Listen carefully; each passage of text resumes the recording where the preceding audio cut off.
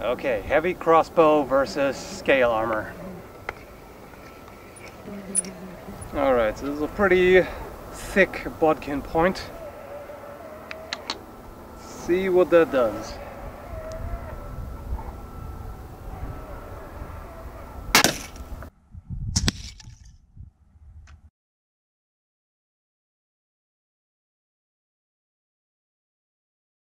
So this is where it hit, and it dented that scale quite a lot, but didn't get anywhere. And yeah, this is why I got this a lot cheaper for testing. Look at how rusty that is. And yeah, this is a very, very thick, blunt bodkin.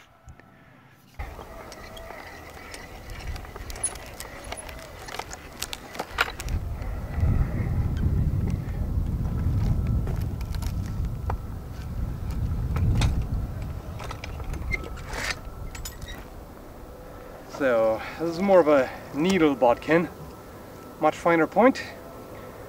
A little worried about the steel because this is apparently very soft steel and it has deformed already on an earlier attempt.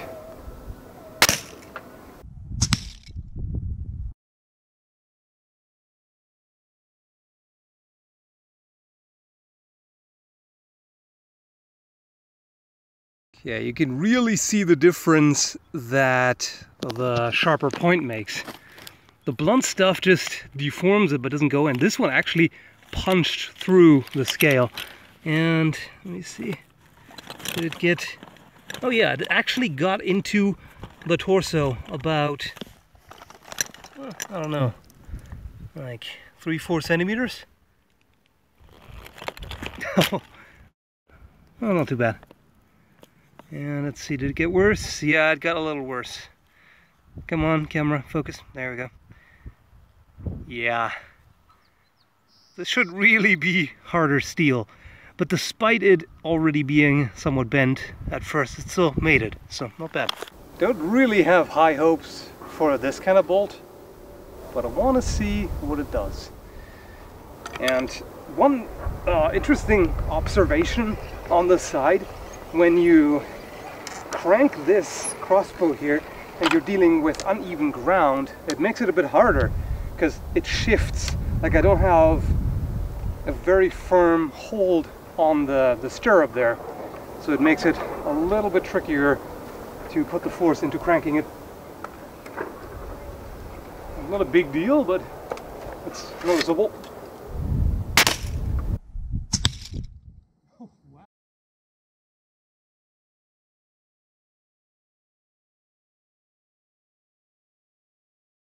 Well, I did not expect that. So it actually entered between two scales and ripped the leather apart in between. Huh.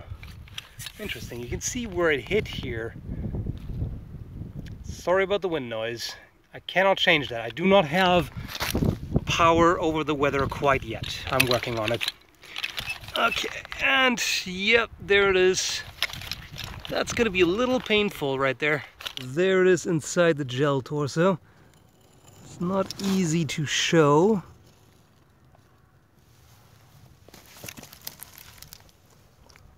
There we are.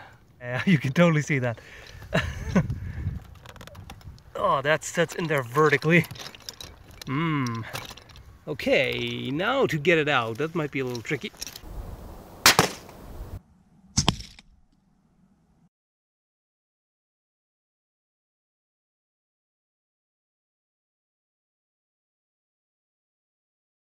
Looks like I almost hit the same hole again. It was just a little bit further up. Hold on. This one did not do a whole lot. I mean, it went through, but not very far.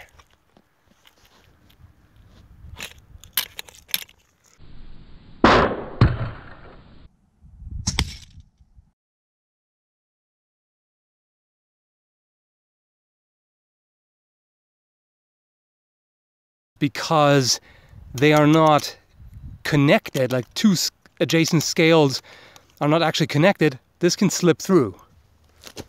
With lamellar, you have everything interconnected as well. Just went through in between the scales. That's in there pretty good. There we go.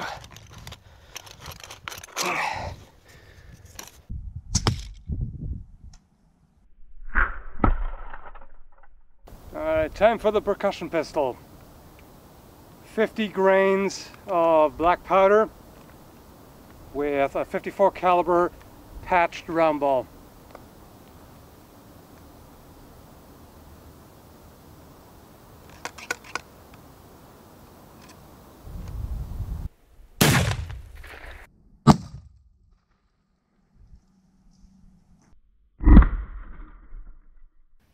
Yeah, that did a number on it. Wow. It dented that scale very hard and it folded it in and then it went in there. How far did it get? This is where it tore through the cloth. And there we have the entry wound. So here's the deformed lead ball. And this was on the inside of the armor. So it went through the front layer of the armor, through the torso, and then it was stopped by the back of the armor. So in other words, it did nothing to protect the wearer. Okay, let's crank up the anachronism dial to 100. 9mm versus scale armor.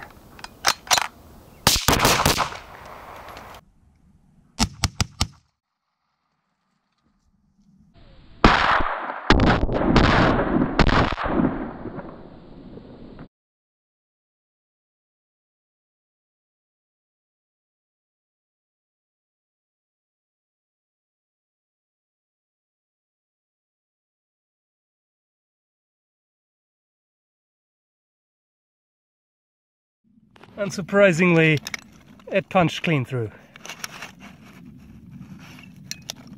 You would need much thicker steel.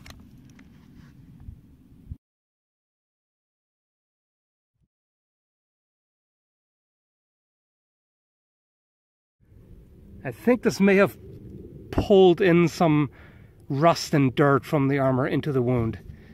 That's nasty. Yeah, you can see the exit wounds here. And there's a 9mm bullet.